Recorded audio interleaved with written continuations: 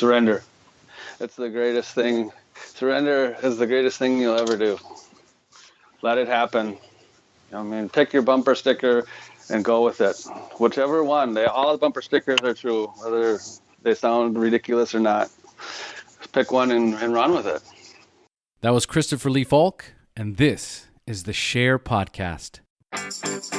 It's time for the SHAIR Recovery Podcast, where we bring you amazing life-changing success stories from addicts and alcoholics all over the world who share their inspiring journey in recovery. And now, here's your host,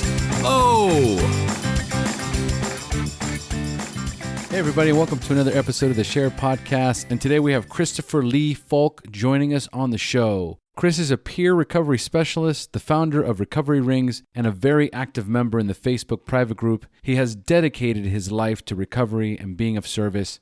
But prior to finding recovery, Chris faced a brutal battle with drugs and alcohol, leaving years of wreckage behind him. One could say it's a miracle that Chris is alive today. It's a testament to recovery and the ability to connect with a higher power. So let's dive into Chris's story. But first, let's dive into a few of these iTunes reviews. So this first one I found really interesting, and it's from Alex B., and he writes, "Came across this podcast researching topics of addiction and recovery in an attempt to help an individual. I don't have problems with drugs or alcohol myself, but my family was rather dysfunctional. Those are simply amazing stories of people from all walks of life whose lives were virtually destroyed by their addictions. I listen to this podcast every day now and find it even more interesting than news or TV. Even people without addiction problems will benefit from it. Overall, highly, highly recommended, Alex B." Thank you so much, Alex, for this great review. And what I'm finding is more and more listeners and people that are writing in that are not actually suffering from addiction, but they are actively seeking solutions for the disease because they have a family member that's struggling and most likely wreaking havoc in their lives. So interestingly enough, I did have one of the members of the group reach out to me and ask me for help in reference to her boyfriend who is about to get out of rehab and come back home. And so what we decided to do was actually just to record our conversation. So coming up very soon is going to be an interview with Lizzie Edwards and myself discussing this topic for family members that are looking for ways to help their addicts. And that particular episode will probably be out in the next 6 to 8 weeks. Okay, so now let's move on to the next review. And the next one is from BooBoy88. And he writes, I hope it's a he, if you need help battling addiction, listen to this. An amazing show which brings listeners who have suffered or are suffering currently from the disease of addiction. Great host, an absolute star who knows his stuff and has walked the walk. Fabulous and divergent shares all carrying the same message, you can recover. HP, baby. And Boo Boy is from the UK. Thank you so much for the great review, Boo Boy. And HP, baby, it's so true. You can recover, we can recover, but we got to do this together. The Facebook private group is just booming.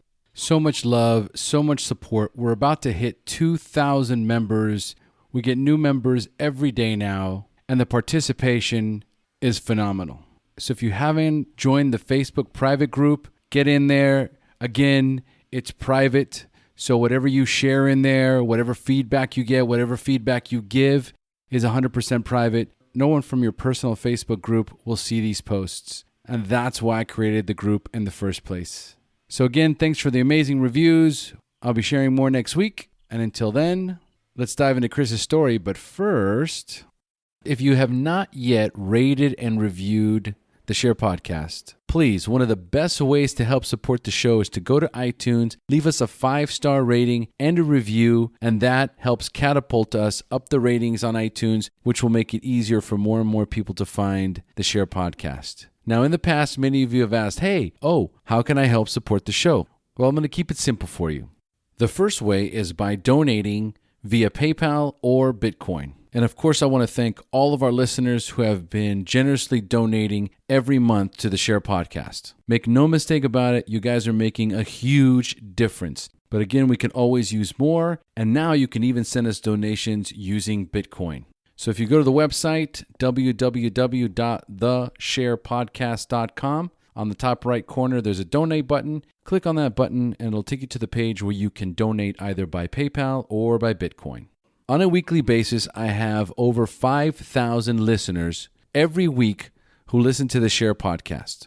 So if 100 of you guys would send me $5 a month or more, there are a few listeners that are sending $10, $20, and even $50 every month, that would completely support the show from beginning to end. So for those of you who have the wherewithal to send me $5, either by PayPal or by Bitcoin, then by all means, please feel free to donate now. We could really use the support. Also, when you're purchasing stuff on Amazon, there are those of you that are still clicking on the Amazon link on the SHAIR Podcast website before doing their purchases on Amazon. But again, there are thousands of you listening. If each and every one of you could just remember to go to the SHAIR website, click on the Amazon button before you do your shopping, that is also going to make a tremendous difference for us financially. So I haven't been one to emphasize it in the past, right? But now we've got a solid listener base. I know you guys love the show. I know you guys get a lot out of it. There are those of you, just like in the meetings, that are newcomers. The money's tight. Keep listening. The show will always be for free. The SHAIR Podcast private accountability group will always be for free. But for those of you who can, kick in a couple of bucks. Help us out here. And not to forget the SHAIR Podcast private accountability group. Again, it's growing like crazy. Guys, go to the SHAIR Podcast, www.theshairpodcast. Click on the button that says join the Facebook private group. For those of you that are in the private accountability group, you know how vital and important that has become. There's over 1,500 members in there. If you don't want to go to meetings, if you have problems connecting with people, if you need something more than just the podcasts and are not ready to cross over into meetings or some other structured program, then the private accountability group is perfect for you. Jump in there, make comments, ask questions, or just read the posts. There are so many people out there that have the same questions that you have. All you have to do is just read those and then read all the follow-up answers and responses that come. And make sure to subscribe to my weekly newsletter so you know every single time a brand new episode is launched. And of course, if you have any questions, just email me, at theshairpodcast.com, and I'll get back to you as soon as possible. So now a quick message from our sponsors, and then on to the show. Would you like to join a free, anonymous online group that offers a daily topic email with popular recovery resources, accompanied by a secret Facebook group for discussion? Then go to dailyaaemails.com for more information about Transitions Daily. And don't forget to share dailyaaemails.com with friends, in meetings, and with sponsees in recovery. Sober Nation is the largest online recovery community and treatment resource center. They provide treatment resources to those struggling with addiction, as well as to the family members who are caught in the crossfire. On top of that, Sober Nation is a huge community of good people who share their experience with each other. They have informative content, recovery and addiction news, as well as an entire clothing line which helps expand the culture of recovery. They can easily be found at www.sobernation.com. Sober Nation is putting recovery on the map. Hey, Chris, thanks for joining us. Hey, all, thanks for having me. I'm excited to have you on the show today, man. How you feeling? Well, I have my moments, for sure. Having a good one right now. All right. All right, good to know, good to know. We're in the moment right now. This is the now. Amen. All right, folks. So today we have Christopher Lee Falck joining us on the SHAIR Podcast. And Chris is a peer recovery specialist, the founder of Recovery Rings, where he takes clean time recovery medallions and turns them into rings. And he is a very prominent member of the SHAIR Podcast private group. So let's dive right in. So first, Chris, take us into your normal daily routine, including recovery. Well, I wake up every morning. I actually have this constant conscious contact with God. It's the first thing I think of is of God. So I make sure my knees hit the floor before my feet do every morning. Unless I got to run to the bathroom real quick. I'm getting kind of old. Then I come down. That's my first thing. Is I start out with prayer. So as far as my day goes, because I used to wake up like in fear from child support, first thing I used to think of, or all the bills I owed or the lies I told. So this is kind of a new thing for me, and it's awesome. It's just one of the gracious gifts I got from God. But so that's how it starts out. Then basically I go to work. I'm still a construction worker, trying to get out of it. I'm going to school as well for addiction counseling. Right. And so after my work at construction, I go to school because I hurry up and take a quick bike or shower. So I can either go to class or I go to my new job as a peer recovery specialist at a drug court here in the Twin Cities. So tell us a little bit about the recovery rings. Like, where did you come up with that idea and how did that get started?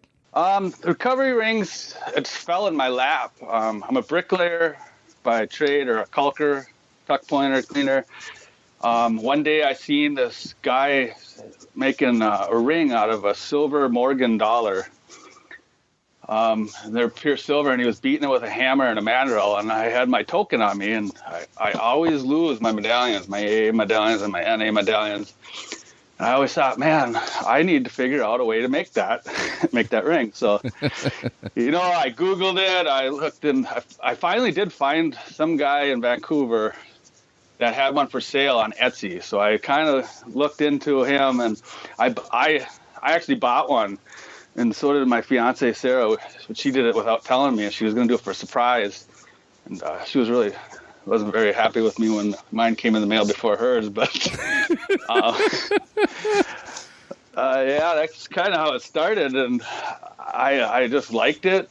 So I kind of did some research, and I started banging holes in medallions and started wrapping them around this ring mandrel, and from there I kind of started to get into this little, like, they have their own little Facebook page where everybody kind of shares their tricks and their trades and new tools that they come, and it turned into a kind of an art. It's great because people will call me, say, hey, they'll tell me their whole story, their recovery story, and I'll be at work, and I got to run home and make these people ring because their stories are just so touching. And so I run home and whip out their ring. It takes me an hour to make it, and then either clean it and get it out to them. But I'm just pumped to be able to do that. So it's been a great little hobby, and it's kind of takes off. If I do a little advertising, it takes off. But right now I'm so busy I don't even advertise it a whole lot. But yeah, well, it seems like you've got so many aspects of your life right now that revolve around recovery. So that's very exciting stuff. Like, for example, the peer recovery specialist. I was asking you earlier about, if you were an addictions counselor or you were a recovery coach. You said, no, I'm technically a peer recovery specialist. So right now you're going to school. Tell us a little bit about, how that evolved and why you're a peer recovery specialist. All right. Yeah, the school, again, fell in my lap. High school came easy to me. I didn't like it. I went there on Mondays to get my homework. I went there on Fridays to turn my homework in, find out where the party was, and we parted ways. But 25 years later, after I went into treatment, I heard about this addiction counseling course offered in Minneapolis at a community college. And I thought, this is what I need to do. I need to find out why I'm an addict. I knew I come from a family of addicts, so I wanted to know how my brain worked. And it kind of started out as, I'm going to do it for my self-maintenance.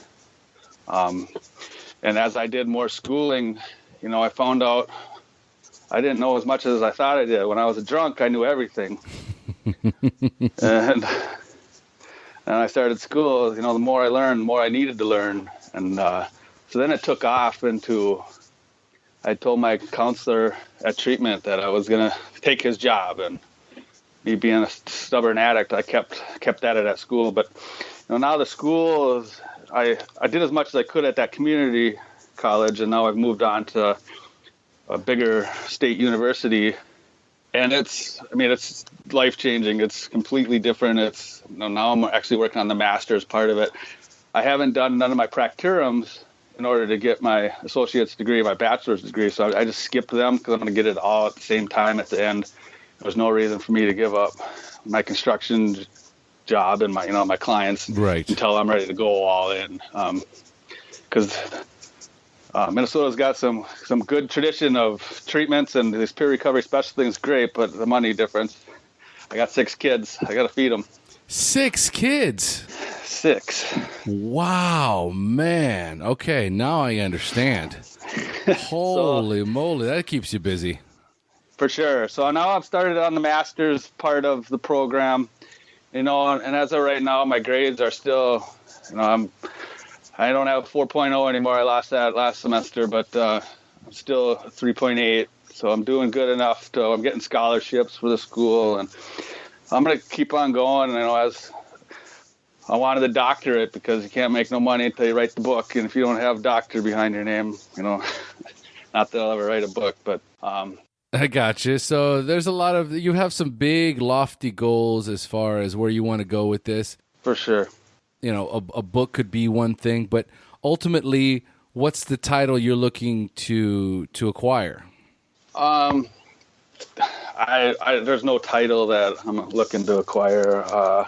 This peer recovery specialist, it's even better than being a counselor. Okay. To me, so far, I'm not a whole lot into it, but I get to go to this drug court and be a part of somebody's recovery. When I was in treatment, watching other people have 17 treatments in and out of treatment is pretty normal. 12 to 15 is a normal thing. And what this Minnesota Recovery Connections, I kind of fell in with them.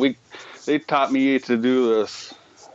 That's a whole other story. They taught me to do everything. I kind of went under their wing, and they taught me. It started out as a peer recovery telephone support, and that was the first classes that they offered for training, and it was free, and it was 2 Thursday nights, 6 hours total, 6 to 9 on 2 different Thursday nights, and you got this, just a little certificate from them saying you can come in and make.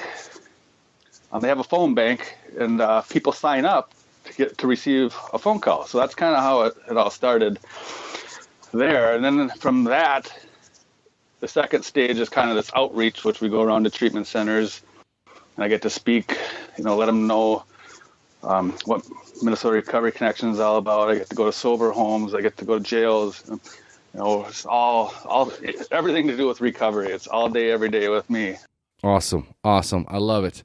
All right, so you've got a lot going on recovery-wise. You spend a lot of time in the SHAIR Podcast private group, so there's definitely a lot of outreach that you do as far as connecting with other recovering addicts, which I'm assuming it plays a huge role in your own sobriety. Oh, for sure. It's kind of how I found out about the SHAIR program was the guy that made Sober and Serious. He was on your show, episode 91. I'll never forget because I listened to 90 episodes of your show in 9 days, and I was comparing it to how the AA thing goes. But it was listening to his interview is how I found out about you, and then I just got hooked immediately, and I started listening from the beginning, and it was nice at work. 8 hours I got to listen. It's about 7 of them a day, averaging. Weekends a little more, and makes the day at work go by. And you've had some pretty amazing people on your show. Some people that a lot of them I've got to meet in person. Nikki Myers, she comes to Minnesota and speaks with us in Minnesota Recovery Connection, and it's just great. All the people you've had. So I'm an addict. I got hooked. I love it, man. That is so awesome. All right, so tell us how much clean time you have, and when is your anniversary date? My anniversary date is July 16th, 2012. And, normally I don't notice what day it is. Is it a little over 3.5 years, or is it almost 4 years? I haven't figured out what sounds the best in my head yet. 'Cause I never have to say it every day. But, you know, now that I started this drug court deal, you know, got to do my spiel twice a week. So, yep, I'm coming up on 4 years in July. Excellent. So not a whole lot. Trust me, man. You know, there's very few of us. You know, it's 1 in 10 that make it the first year. It's you know the numbers. It's stacked against us. Oh, sure is. I've seen it. Yep. So tell us how old you were the first time you drank or used drugs, and more importantly, how did they make you feel? Oh, boy. Oh, I've been kicking this around since the first time I listened to your first episode, Keith Campbell from Sober and Serious. The first time, you know, I don't even remember. It's kind of stories that hearing from my uncles and grandmas and my mom and my dad. And I was told at 2 years old I would go up, you know, they had little card games, poker games and stuff like that. And at 2 years old, the next morning I was reaching up trying to sip on the last bit of whatever, the melted ice cube and Southern Comfort. And obviously I don't remember none of that. But that's the stories I grew up. And I even went and wanted to talk to my mom. I called her up a few times and I wanted to get the story straight, because if I'm going to be telling my story, you know how things get exaggerated over the years and everything. So I want to keep it on the up and up. So the first time I remember was age 13, you know, where I went over to a friend from hockey, a hockey player has got to be cool. And I grew up around alcoholism and marijuana use, a lot of it. It was like a cigarette to me, you know, I didn't notice it. But the first time I remember we were drinking, and I loved the feeling. I loved the numbness. I loved being able to get away with it. I loved that. You know, there was 3 of us buddies, hockey players, you know, our moms and dads were all drinking at the poker table, so they didn't even understand what we were getting into. And then they broke out the pot, and one puff of that, and luckily I was spinning and sick. I could not walk. I could not see. So I really stayed away from that, you know, with all my relatives doing it. It really wasn't a big thing to me. The drinking was I think more because my dad was in recovery and he didn't drink. And he went like 13 years. I remember that being kind of a cool thing. I always thought, you know, people that don't drink were cool, but for some reason I still kept at it.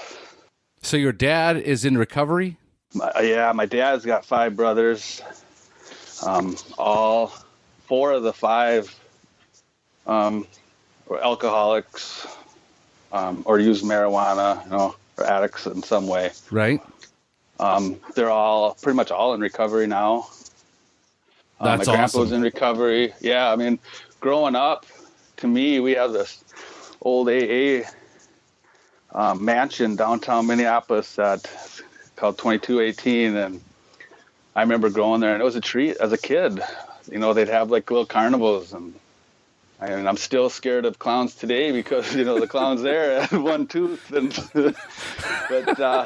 but I remember how much fun it was, Grandpa bringing me to AA meetings. So, I mean, I grew up around it. I knew all about AA. I knew all about NA. But I still kept going right down that path. I gotcha. All right. Well, Chris, guess what, man? You're all warmed up, man. So it's time for me to turn this show over to you. It's time for you to share your story, the battle against drugs and alcohol, the wreckage it caused in your life, when you hit rock bottom, and then finally your journey into recovery up until today. So, Chris, take it away, buddy. All right. Oh, yeah. From 13, 14 years old, it was, you know, just getting away with it on the weekends, you know, when our families would have poker games. And, you know, from there, it kind of took off into high school. We'd sneak it on the hockey bus. Like I said, you know, us hockey players always had to be cool. And so somebody was always sneaking it on. And I knew right away I wasn't going to be good at drinking. I did it every time. I would puke, and I just knew I wasn't going to be good at it. But I liked it, and I just kept at it. So as I got older, out of high school, my grandpa had a bricklaying company, and so he kind of took me under his wing, and he was in recovery. So that was probably some of the best, probably the best thing that could have happened to me, because after high school, hockey was done, and it was all into either partying or whatever, but he was handing, $100 bills out every week. So I just stuck with Grandpa. But the thing is, now I'm in this bricklayer's trade, and, the construction workers here in Minnesota, we got to stick to the stigma of whistling at girls and going to the bar every day after work. Which, of course, I couldn't do when I was around my grandpa because he was in recovery. Right. My addiction hadn't kicked in high gear at that time. So the grandpa passed me off on this bigger company out of Philadelphia that was in town for a little while. And so now I got to go travel out of town, 18 years old. I got to travel with, the big dogs, the big construction workers. Right. And of course, I'm an 18-year-old punk kid, and I think my first trip was out to Butte, Montana, and of course, we drank all day. Those guys from Philly, they had bottles of vodka in their back pocket. And it was Norn, and that's all I got to see. That they drink it when they wake up, they drink it at lunch, they drink it. So I thought I was going to keep up with them. Long story short, I ended up in jail for the first time in 18. Bought a fake crossbow pistol that shot little darts, and of course, being drunk when a out-of-town Butte police officer drove by, I put it under my shirt, so they got me for a concealed weapon. Oh. Which kind of sounds like no big deal. But then after 9/11, and I work construction, trying to get an airport pass.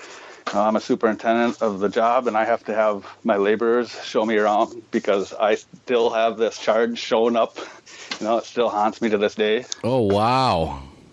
It was like $100 fine back then. It was no big deal. But, that was the first stupid thing running with the law. And there's plenty more after that. But, so construction, and I figured out the out of town wasn't so great for me. So I actually quit drinking right before my 21st birthday on my own, and took up with this company that I knew the guy. He didn't drink, so I started working with him, and nobody had pushed me to quit drinking. It's just I just knew I couldn't do it. And we were out in Chicago on my 21st birthday, and I remember we were at this bar, and I drank non-alcoholic beer. We were playing blackjack. I remember I had 30 non-alcoholic beers, and I had the worst headache ever. And I know this because I had tipped her 30, and I remember doing the math after I left. I'm like, after I was broke and lost all my money and had a headache from non-alcoholic beer, and I had tipped her over $150. But so that was the good part. That job kind of ran off in the wintertime, so I got a job back in Minnesota, another out-of-town crew, and then that's when the drinking really took off because I got introduced to cocaine for the first time. And when I was drunk, I wouldn't say no to nothing. Right. I never knew what cocaine was really. Pretty much just been around pot.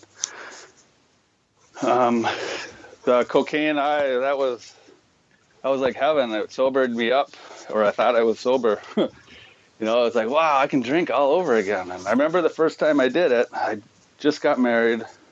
I didn't do it cocaine until I was 24.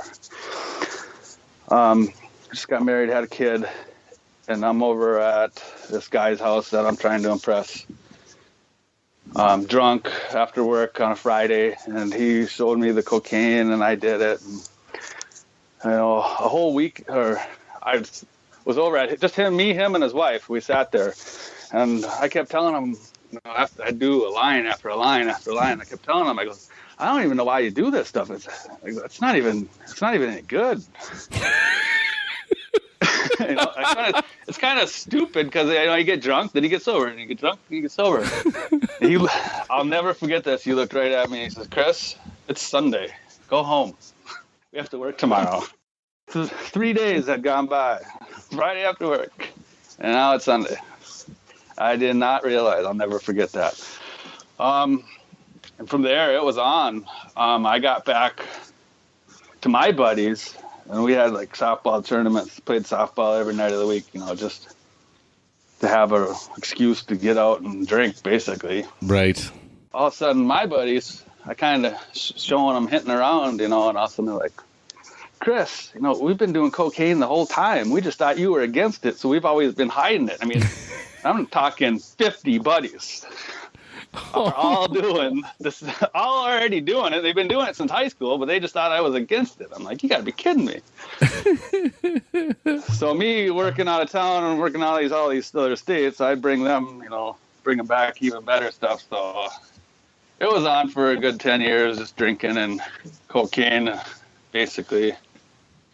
One day somebody cooked some up, and I took a hit off and smoked crack. I always called it purified cocaine because it sounded cooler. I didn't want to be a crackhead, but that was a whole new game. I liked that even more. Of course. So I would do that, and I would, learn how to cook it, and I'd do it, but I'd always feel really bad about myself the next day. So then I would get drunk, of course. Right. And then now I don't need, I don't need any coke. I don't need any crack because I feel bad. But then all of a sudden you have that one beer too many, and all of a sudden the right person walks by, and then it's all over again. And honestly, that happened for 10 years. And I remember looking back, thinking, I've gone. Meanwhile, I'm divorced, but I went 12 years. I can't think of a day that I did not drink alcohol. 12 years. So, after all said and done, I had 26 years of using and abusing. Alcohol was my first, but like I said, as soon as I'm drinking, I would do anything. Of course. I even ran into another company. I get clean for spells, not, just on my own accord. Being at bars, I'll run into somebody that doesn't drink, and I always admired them. Like, wow, why don't you drink? And so I respected that. And I'd always, kind of hide my drinking from them and hang out with them and, encourage them to, continue their sobriety. It's just always something. I know it sounds ridiculous. No, I remember that, dude. Keep it up, man. It's so awesome, dude. Meanwhile, you're trashed. Right. Yes. Been there, I can't done even that. think of what they were thinking about me. Of course. So, yeah, I got back here, and the cocaine, I kind of kept switching companies. It's pretty normal in Minnesota. It gets so cold in the winter times as a construction worker.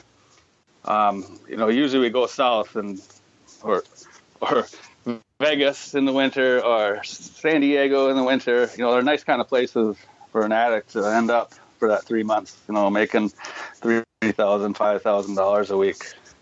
Oh, wow. But, yeah, so I knew the out of town stuff had to stop. But when I got back here, I met a guy. He did meth. And, I had never tried. Or actually, it was crank. It started out. It was crank, and I don't even think crank is even a thing anymore. But instead of snorting coke, we would snort this crank, or they'd put it in a napkin and you'd swallow it. And your hair would grow for 3 days. You could not sleep or eat. So I didn't really like that. But that's all that seemed to be around for a couple of years. Horrible. Yeah, horrible. And they used to call it dirt farming. And they'd even the people that did coke would make fun of the people that did meth because, you're a dirt farmer. It's like, we're all drug addicts, whatever. But, I'm hanging out with people, you find some meth, and they'd rip a light bulb out of the ceiling and heat it up, poke a hole in it so quick, so fast to make a pipe. And I thought it was cool. I know, I'm learning, I'm learning tricks of the trade. So I would do the meth on and off only if the cocaine wasn't around. But most of it was just drinking all day, every day. At work, superintendent of big profile, $1 million jobs, and I have to drink at 5 o'clock in the morning to get rid of the shakes. I'd wake up. I got a little studio apartment. She's my fiance now. She did luckily come back. Sarah had left me after I got divorced, and then Sarah, who I have four kids with now, she had left me because of my drinking, and we were living with her brother, and that didn't go so well. So she left because we kind of used each other to drink all day, every day. In the mornings, because we were laid off, geek out and play PlayStation, and drink 2 cases of beer and a bottle of vodka and Hot 100 or anything strong, basically. She had left, so I figured I'll show her. I'm going to move downtown St. Paul. I got back with one of my old companies, making good money, living in hotels, up until I could afford this apartment, a little studio apartment right above a bar. Probably not the wisest choice, but it happened. You think? And everywhere I went, first thing I do is find the bar managers or the owners. And I'm like, you're my best friend. If you need help, I'll help you. You help me. Keep them shut up about my drinking. That way nobody can judge me. It was I manipulated everybody before they even knew that they were getting manipulated. Of course. And when you can manipulate yourself, you're good. So actually the drinking hit pretty good there, being single. I'd pretend. I got 3 DWIs along the way. On one of the last ones, I lied really, really bad. I hit a guy. Me and the guy from work, we had a rain day, and we were at bars, and I rear-ended somebody at a stoplight and tried taking off, drinking and driving. I don't remember driving until I hit him. I remember my hood of my minivan going flying up. And I took off, and I was trying to run, I guess, and I told my buddy, it was the dead of winter, or just started winter, but I told my buddy to take off running because my van was starting on fire, and I was going from 60 miles an hour now to about 10, and the guy I hit is behind me, and I can see he's on a cell phone. So I told him, I'm going to pull over. I want you to run. And luckily he did. He got away because I slid over the passenger seat and got out, and I just made up a huge, huge story. And I got away with one. And what was the story? I thought that would fix me. I told him I picked up some Bob Johnson, was at the bar, and he wanted to go to another bar. He was from Florida. He had a plowing company, but I told him I was too drunk to drive. He said he'd drive my van. And for 3 years, they had investigators. We know it was you, Chris. You just admit it. They let me out of jail. I have no idea how I walked out. But I did. They investigated me for 3 years, and finally it was gone. I mean, they let me go. So, but that wasn't even enough to fix it. Ended up getting another one. Rear-ended actually a buddy going from one bar to another bar, and a cop just happened to be sitting there watching me do it. So that was my third DWI, which is when I had to go to jail that was my longest jail time, was like 28 days, something ridiculous. I know it was not much to most people that are in my recovery community, but to me it was a lifetime. Dude, 28 days? I've never spent 28 days in jail. I'm out. Right. No thanks. And the judge ordered me to go to an outpatient treatment. I bullshitted my way through the guy that asks you all the questions. I bullshitted my way through the treatment. They give me a stone. They said I was the best recovery ever. Meanwhile, I'm driving my bike 10 miles to get to to the recovery place, and then I'd leave treatment, and I was straight to the bar. And I'd continue to drink until I got drunk and go home, and I faked it. I thought I could fake it till I made it, but I didn't. I slowly got back into drinking. But then, I don't know, one day living in St. Paul, I figured I woke up and I had half-gallon bottles of the cheapest tequila or whatever vodka there was. And they were everywhere. They cleaned out my job locker when I left my company. Buddies of mine cleaned it out, and I think they said there was over 20 bottles come tumbling out. I'm hanging 50 stories in the air, leaning over the building, and I'm probably about a 2.20. I knew I had a problem, and I'd bet people that, I'll quit drinking, and so I'd buy a breathalyzer so I could figure out how to manipulate that damn breathalyzer so I could show them, hey, see, I'm not drinking, but yet I'd have one hidden in the rain gutter, a block away, so I could get to it when I needed to. So there was one morning I just woke up, and there was a girl that told me that something about this recovery community, and I remember looking at her, and I just told her, recovery community, and she's this band geek, I say that in the nicest way, this musician, and I'm like, I'm too cool for your recovery community, and she wasn't in the recovery. She was real awesome, and she hung out with artsy people and a lot of the LGBT community, and just people that were in recovery, but just people that I just wouldn't click with. I'm a Chris Falck. I'm a drunk. So I'm too cool for this. So I didn't really buy her story. One day when I started, I told myself I was going to walk into a detox, but I had to go to the liquor store first. So I walked up to the liquor store. I knew I had liquor stores that open at 8 a.m. And there I was waiting in line for them to open. I got my bottle, enough to get drunk and be able to blow numbers to go into this detox. And I got 3 steps away from it, and I ran out of vodka, so I had to walk back, go get another bottle. Oh, Jesus. So I started kind of chickening out.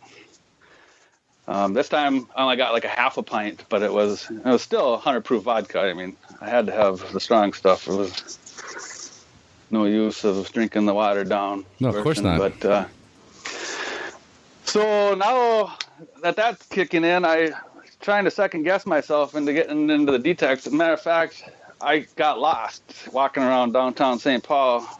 I forgot where the detox was.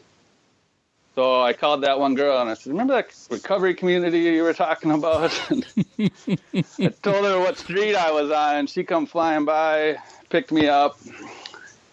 Of course, I had another bottle hidden in my pocket, and I threw it in her back seat, and I said, I'm ready. That was it. I said, I'm ready. So she directed me and made sure that I walked into the first door of the detox, because when you're in there, this is downtown St. Paul. It's not the greatest neighborhood, but as soon as that door clicks, you're stuck. And I remember thinking I was going to open that door again, thinking hopefully she would be gone. But the door clicked, and here I am going into detox.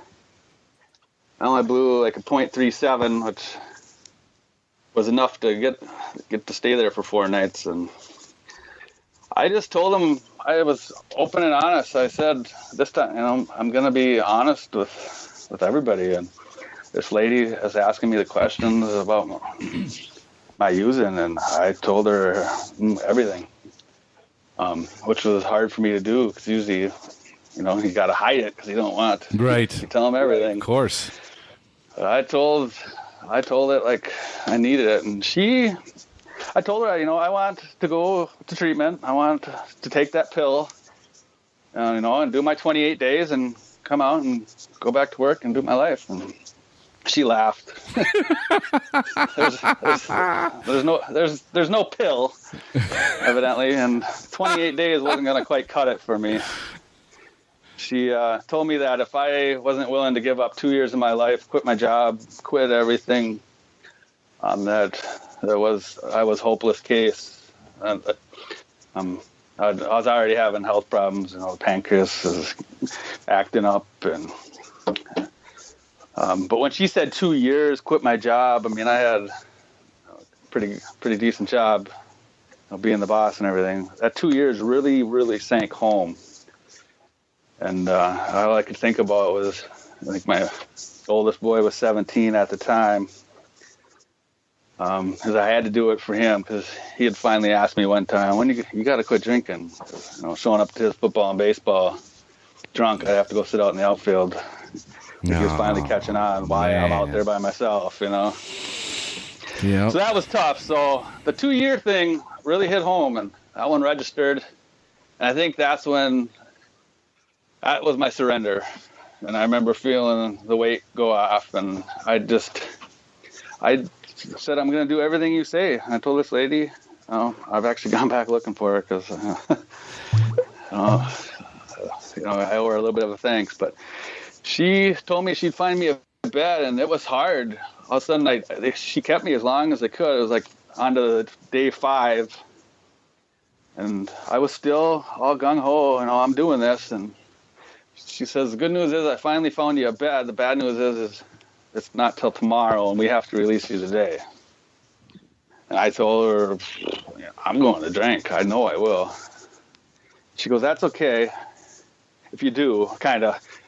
She didn't say that. Yeah, she did. And she kind of gave me the okay. She goes, you're detoxed. She goes, you're probably going to drink. She goes, you just make sure you get there in the morning. And I promised her I would.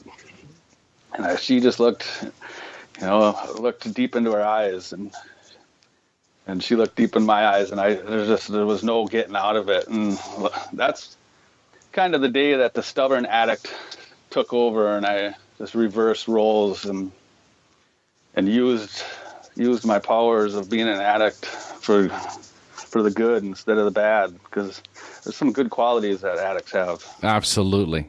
No question about it.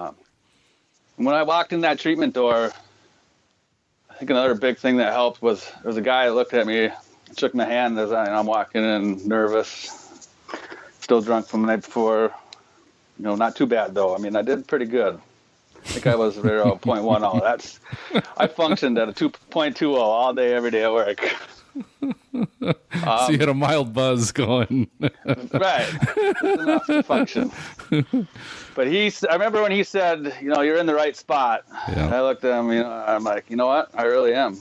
So that began my treatment. I told my counselor, like I said earlier, I'm going to take your job from you. And, I've gone, now that I'm in my 4th year of schooling, I've gone and interviewed him for a class, and I think I actually got him worried a little bit now. Worried in a good way, I'm sure. Worried in a good way, for sure, yes. So that's pretty much my story. It's in the big book. You can read it. It's right next to mine, brother. Right next to yours. It's right next to mine. I'm working on the recovery part is the better part of the story, for sure.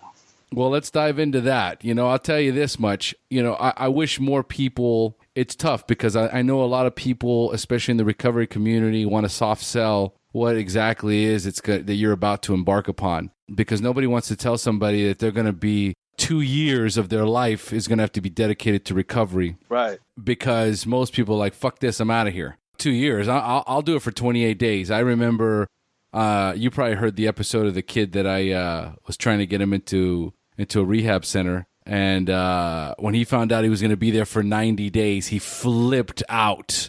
Like, I've got all this stuff going on. I'm like, dude, you're banging dope. Just living on the streets. What pressing matters could you possibly have? And so for that counselor to say that, right? I'm all about it. Then it's the truth. If you want to recover, you've got 12 years of just beating the crap out of yourselves, doing drugs, Every drinking day. alcohol every single day. You put your family through hell for years. And how are you going to fix that in 28 days? Can you explain that to me? Take that magic pill. It's that magic pill, which I love that. Give me the magic pill so I can stop. But the beautiful thing is you had this gift of desperation. You wanted to stop. You had enough. And so as much as what you heard you did not like, it was like, okay, I guess I got to do this. So tell us about that first year in recovery. First year in recovery was tough. It wasn't 28 days. I did 6 months in inpatient. Wonderful. Well, no, I did 18 weeks of inpatient, and then they graduated me from inpatient. But then I had to start kind of an outpatient deal, which started out with 5 days a week, then went to 4 days a week, 3 days a week, until it got to 2 days a week, and then you graduate from outpatient, and then it kicks into aftercare, which you got to do 2 days a week for another year. So it took over the 2 years to get all 3 of my certificates that hang above my office wall: inpatient, outpatient, and aftercare. That's awesome. And from there, I actually went above and beyond. I did the transitional housing. It's kind of a sober home. You get 2 years to live there, and they kick you out. But you got your own room, thank goodness, because I've heard so many horror stories. I wouldn't. Oh, I tell you, the own room saved me. I like people, but not sleeping with them. I think that, I was listening to your interview last week about the sober homes, and I got lucky. I had the top of the line sober house. It was awesome. There was only 19 of us in this little old mansion. And it was in the middle of nowhere on a lake next to a park. I got to go fishing. I got to go, I got to go to my school. I got to do everything. It was awesome. The sober transitional housing was made or break it, make it or break it. And we did our AA meetings there. So it was 2 years of that. And then the girlfriend, or the ex-girlfriend, slowly started coming back. God bless her. So we started talking, and, she was proud of what I was doing. I didn't even tell her I was in treatment. I don't even know how she found out or how she, whatever. And we only had one kid at the time together. So she come back, and we actually found a house to rent, thank goodness, with, my criminal record. And I forgot to tell you a little piece. I got in a little trouble, ended up with a terroristic threat charge. Some crackhead was grabbing my 5-year-old son's hood, and I ran in and grabbed his BB gun and scared him away. And I ended up with 2 hours later with admitting to the police. I told them about it, and of course I did. Well, I mean, in all fairness, I get that one. Right. Yes. I get that one, man. I'm gonna fuck that guy up, man. Oh yeah. Yep. So I got this little charge on me. It's called the terroristic threat, and they wanted to do it as a felony because the state took over. The police officers were awesome, but they had called in the SWAT team and looking for 2 hours. I didn't know. I mean, we went and played video games with me and my kid. It wasn't an issue. I was in my apartment. I had no idea none of this was going on for 2 hours. So they had brought a SWAT team in looking for a man with a gun. And it was a soft pellet BB gun that my kid, I grabbed it out of his toy box to scare these guys away. But so I got it. The state takes over, and they wanted a charge on me. So luckily, I had the greatest judge in the world. She read my story, and she's like, don't worry, I'll do my best. And she goes, she had to be the judge every time, so she kept me, and she got it dropped down to a gross misdemeanor. I had 0 jail time, I had 0 fines, I had 0 anything, but I still got to keep this thing on my record, and she's going to expunge it, but I got to wait till 4 years after the probation, which ended 2 years. So I got another 2 years to get it expunged and off my record. And supposedly that's better than a presidential pardon. All right. Excellent. Meanwhile, it's still going to be on there. And that's affected a few things along the way. Those things typically do. Yeah. But consequences. So where was I? I got off track. Well, you'd already gone, we were in your first year of recovery, and you were living in a really badass mansion, sober home, and then you got back with the girlfriend. Right. Girlfriend. You guys have a kid. You guys rented a place together. Okay, that's where you left off. We did. We moved in together, and she's got an older boy, and I got an older boy, and we had one boy together, and then we had our first sober kid. I call her my sober kid, Johanna Grace, which means God's gracious gift, is what I read it out of this Bible book, and that's how I chose her name, because I got a gracious gift of recovery from God. I love that. So that's how and so my fiance is 11 years younger than me, so she wanted another kid. I'm 44 now. And then she actually wanted another one, but I had talked her out of it. Good job. I did. Dude. I went and got snipped. Good for you, man. The doctor canceled the appointment because there was a snowstorm here in Minnesota and postponed it a month. So by the time I got it, it was too late. So now we got 2 sober girls. The grand total of 6 kids. We have 4 together, but no, all is good. I mean, my oldest boy is in college, first year of college, and I have 4 kids in the house, and then I have one girl too that I don't have full custody of, but I get to see her whenever I want. And I mean, life is really awesome, and the kids are really awesome. Yeah, and that's where we live today. We're looking for our first home. We got approved for a lending to buy a home. It's just every step I take, the doors open. It's really amazing. Everything they told me, it all comes true. It certainly does, man. There is no question about it. There's so many miracles that happen to us, especially guys with stories like yours. I've interviewed a few guys that have the same story. Same with Sober and Serious. Yes, Keith. Yeah, with Keith. Keith's got a very similar story, man. For convicted felon. He's got a bunch of kids. He's got to, be accountable, responsible now. And then the guy's now he's getting remarried, and his community, awesome his Facebook. Yeah, awesome. Yep. His community is growing, thriving. Almost 6,000 people on Sober and Serious. He let me be an admin because I use Sober and Serious. He invited me onto it when there's 300 of us at first, and it started growing, and I used it as a tool. I ended up meeting Keith. He lives here in Minnesota, so I met him, and he wanted a ring. He didn't have a car at the time, so I went and picked him up. He lived, 10 miles away. Picked him up and brought him over to my house, and I said, "You're making it yourself." And that was the first time I ever met him. I didn't know him, and I've done this for a few people.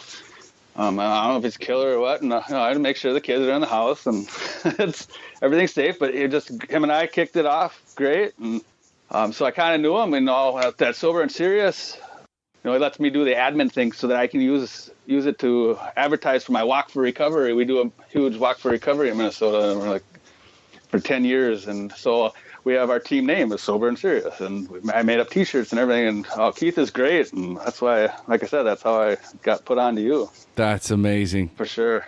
It's such a small world, and when you're connected, in the right direction, then, the universe plugs you in with the right people, and when you're going in the wrong direction, plugs you in with the wrong people. I mean, whichever path you seek, you will find. It's true. And it's pick your bumper sticker, pick it, and live by it, because it's true. It's absolutely true, and it's wonderful to watch. It's wonderful to watch the miracles that happen, in recovery. So many of us have these amazing lives now, and we started out in absolute misery, losing everything, being a complete train wreck, embarrassing our friends, embarrassing our family, embarrassing ourselves, and ultimately almost killing ourselves with the amount of drugs and alcohol that we were doing, and then we get this reprieve just by turning it over, man. You just surrender and you start giving it back, and then boom, you start getting. It's just, I guess it's just the universal law. For sure. The surrender is huge. That's when that's the first spiritual experience. That's the surrender was it. No, it's beautiful, man. And you know, it's so great to see someone, you know, that just absolutely embraced the program so strong after, you know, so many years of being out there and being in denial about who you are and what you're doing. And then, you know, it's funny though, because we are addicts. So when something starts to feel good, right, we just want to just keep more and more and more and more. And recovery is no different. Right. Yeah, we get a high. I get a high from it, man. You know, and you bet. So it's like it feels so good. It's like I want to do some more of this. I mean, if it didn't feel good, we wouldn't be doing it. Period. Right. We're not some sort of God bumps. Yeah. I heard one of your first episodes. It was like number 5 or 6. I can't remember the lady's name. She said Leanne. I messaged her and friended her. I'm like, can I please steal that? God bumps. I mean, it happens to me 100 times a day. And in Minnesota, we say goosebumps, but God bumps that's my line now. She said I could have it. There's so many correlations, and it's great. I mean, the community has managed to pull itself together and become so close. The recovery community, and I'm very proud to be out and open about my recovery. You know, not being anonymous. And giving people the opportunity to reach out when they need the help, because that's basically what we need. I mean, I can't tell you how many times I've gotten emails or messages from people that said, man, I refuse to go to meetings until I just heard, you know, enough of your podcast, or I was like, I think I'm going to give this a shot. And then now they go to regular meetings, man. It's just it's a bridge to connection, because seriously, even just the podcasts are great, but I mean, as far as I'm concerned, we can't do this alone. No. And so you need to connect with others, spend time with others, be a part of your own community, build a community. And then from there, you completely break away from everything that was before. The old you no longer exists. The new you emerges, and you have new friends, new outlook, and an absolutely new way of being. It's an amazing thing. For sure, truly. I mean, I thank you for the SHAIR podcast. The recovery page is phenomenal. The people I've been able to meet, Jenny Reese, she's been phenomenal. She's pretty amazing. That one. Done. For sure. Big Jim, him and I hit it off. I've spoke with him a few times on the phone, and actually I called you to put you onto him because he impressed me so much. I'm like, push my interview off. You got to get this Big Jim in here. This guy, I don't have the gift of gab like him, and he's got people working through him, and his girlfriend Marisol, they have something going on, and they're bringing some big awareness out. And you know, we're doing a lot of awareness here in Minnesota, but to be on a national level, it's his idea. Is, you know, bigger and better. And he invited me to be a part of his team and join his board of directors. And, I mean, we've hit it off big time. So just from people in your show, and then your recovery community joins with my recovery community, joins with Keith's recovery community. You know, that's the connection that we're talking about. We need. Yep. The connection's where it's at. It's all there. It is. I appreciate everything you do. Well, thank you, brother. You know, and I appreciate everything you do. Like I said in the beginning, you're one of the most active members in the group. And I wouldn't have done the gym interview if it wasn't for you. You set it all up. So it made it very easy. So I appreciate that. Well, and I wouldn't have run into Jim if it wasn't for Jenny praying with him on the side of the road. That's right. That's right. It's just, it trinkles. It's all working out. Well, good. All right, buddy. Well, we've come to that part of the show where it's time to close down and answer some questions for the newcomer. Are you ready? I'm ready. All right, let's do this. So, Chris, number one, what was keeping you from getting clean or staying clean when you first got introduced to recovery? My ego, for sure. I mean, I knew I was a professional alcoholic. I would say it to people. I thought, now knowing, I was a professional alcoholic. I didn't need to quit. I was better than everybody else at it. No matter how many times the police pulled me over, how many bar fights, how many anything, I was still the best at it. So delusional. For sure. Sure. I love it, man. All right. So tell us, at what point did you have a spiritual awakening, that aha moment in recovery when you accepted that you were powerless over drugs and alcohol, but for the first time had developed the hope that you could recover? To me, it wasn't a big bang. It wasn't the Big Bang Theory. It was slowly, I'd have to look back on them and be, and I'd have my aha moments, and I have them daily now. It's like, it's so obvious. It's just, I think my first one looking back was when the lady says this is going to take 2 years. And I remember like, you're bullshitting me. And like, no, 2 years. That was my first one, but looking back now, there's so many of them every day. It's so awesome. It's like, even doing the prescription drugs, they put me on these prescription drugs. Well, I know I'm an AA guy. I can't be doing that. But looking back on it, it's like, well, you know what? I haven't been angry in 3 months. I haven't been, I haven't had, I got diagnosed with bipolar and PTSD, which I don't even know. The guy interviewed me for 15 minutes, and he diagnosed me with 3-4 different things and 6 different pills. And it's like, no, this isn't how it's going to work. And so I'm still in a big fight with that. I don't know. I'm not, the pill part really bugs me. And then, but as long as the doctor says, I'm good with it. It's a process, man. All of it is a process. And I have talked to so many people. My mother's bipolar, and she's come off the meds, and it's just horrible. It is. Unfortunately, there is an imbalance. Unfortunately, there's so many of us in addiction that are battling with that. And prior to, what we were doing was we were just self-medicating, right? So the idea is that we start taking directions in a different way to manage it, so we don't run out in the streets and start medicating ourselves again, because that, ultimately could be, the road we choose if we're not careful. So I hear you, brother. You got to do what you got to do, and it's all about living a life of happiness. It is. Free from active addiction. Yeah. All right, so number 3, do you have a favorite book that you would recommend to a newcomer that you read in early recovery? Oh, man.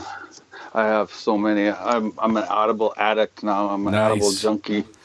I have my earbuds in all day, every day at work. When I'm driving, pumping that stuff in my head, whether it be religious books, AA books, NA books. The biggest, my most favorite audiobook is called The 4 Best Places to Live. It's Mark Buchanan. I think it's only on audio. I actually bought it, a DVD, so I could have it and share it and give it to people, instead of giving them my Amazon or my Audible account, here, take this and listen to it.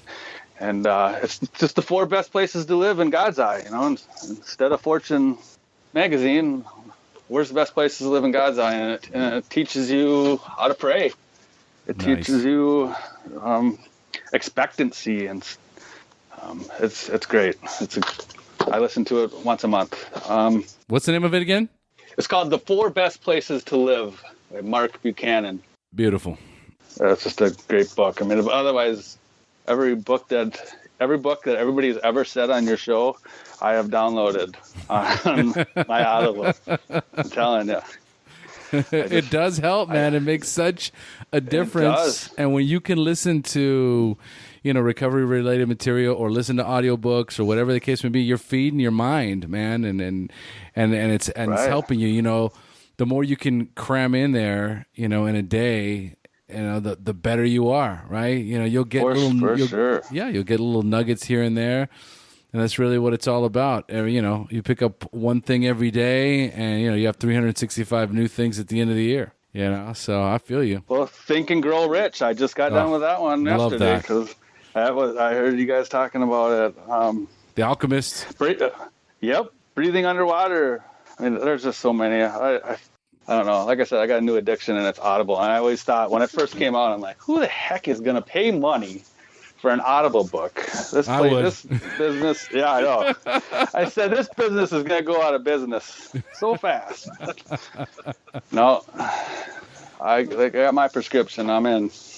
All right, beautiful, beautiful. All right, so number 4, what is the best suggestion you have ever received? Let people help. If somebody offers help, let them.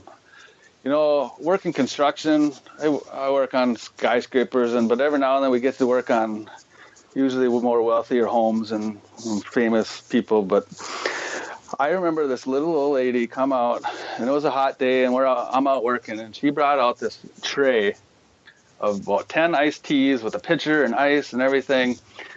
And she's like, here, do you want some tea? And I didn't say no because I didn't want it. I did want it. I wanted it bad. But just my, I don't know what it is. Is that my ego too? I didn't want her to give me something. I don't want her, I thought I was being nice by not taking it. But somebody told me once, he goes, who the hell are you to ruin that lady's life? Her day, I mean. All you have to do is take one sip of it, and you just made her day. You gave her God bumps. And I get that all the time now. People offer me help. It's like, I don't want it, but I take it because I know it does something good for them. Because I know when I offer my help, it does something good for me. And the more you give, the more you get. It's one of the most true statements I've ever felt. It's true. And what it is, it's not so much ego. It's more of... When we come into recovery, we have a tough time learning how to love ourselves and how to forgive ourselves, and we don't feel like we deserve anything. We've caused so much damage and so much wreckage. Somebody offers something nice to you, and you're like, I'm not worthy and I'm not deserving. So you're like, no, thank you, right? Even though you're dying to have it, right? Yeah. Somewhere inside, you have to feel as though I'm worthy of this. I deserve this. And, as we move along, and it's a great thing to look at. It's not so much, it's true, by accepting, right? She feels good, you feel good, everybody feels good, right? But it's more about what's going on with me. Why? Like, for example, me, for a long time, I had a hard time taking compliments. When somebody would say something to me, or like, good job, or, I really appreciate that, or that was awesome, or whatever, and I would be like, that was nothing. Or, and downplay it, and constantly downplay it. And I remember one time my sponsor caught it and goes, no, man, you say thank you. When somebody compliments you, you say thank you, and you do it, boldly, and you do it with conviction, because you are worthy. You're not a piece of shit anymore.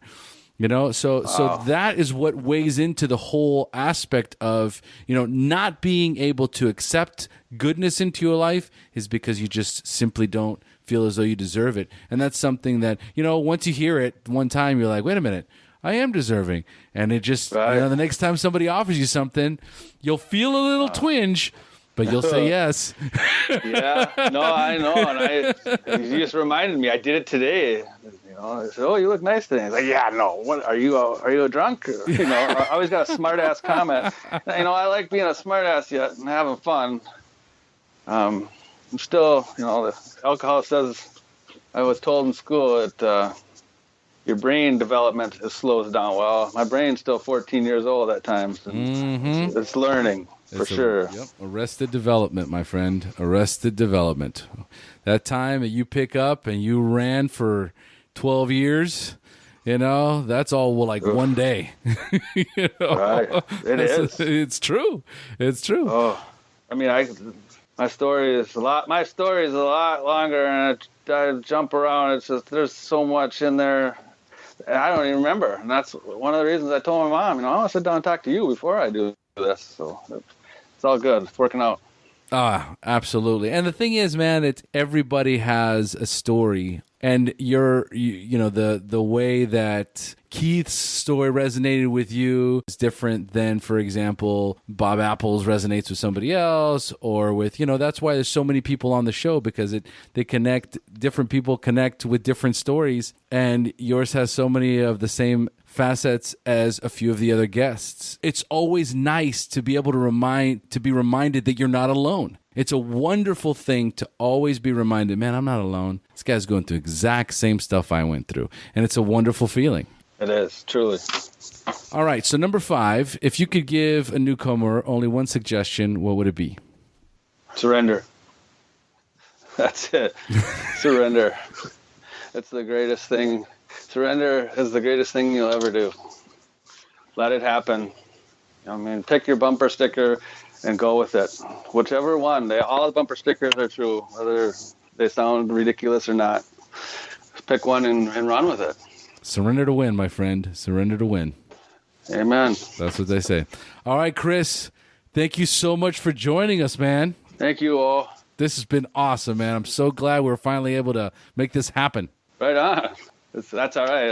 I'll wait forever. You're a good man. All right, folks, we've now reached the end of our show. Thanks for joining us. And as we say here in Costa Rica, pura vida. Pura vida. Oh. Thank you for joining us on the SHAIR Recovery Podcast. To check out the show notes page on this interview or to thank our guests for sharing their story, go to www.theshairpodcast.com. While you're on the website, don't forget to sign up for our free newsletter to stay up to date on the latest news, podcasts, and interviews. Want to be one of our guests and share your story? Then go to our website and click on the Share Your Story button. We share our inspiring recovery stories every Tuesday, so subscribe to our show on iTunes or Stitcher Radio to get your free weekly download. We'll see you then. The opinions shared on this show reflect those of the individual speaker and not of any 12-Step Fellowship as a whole. And though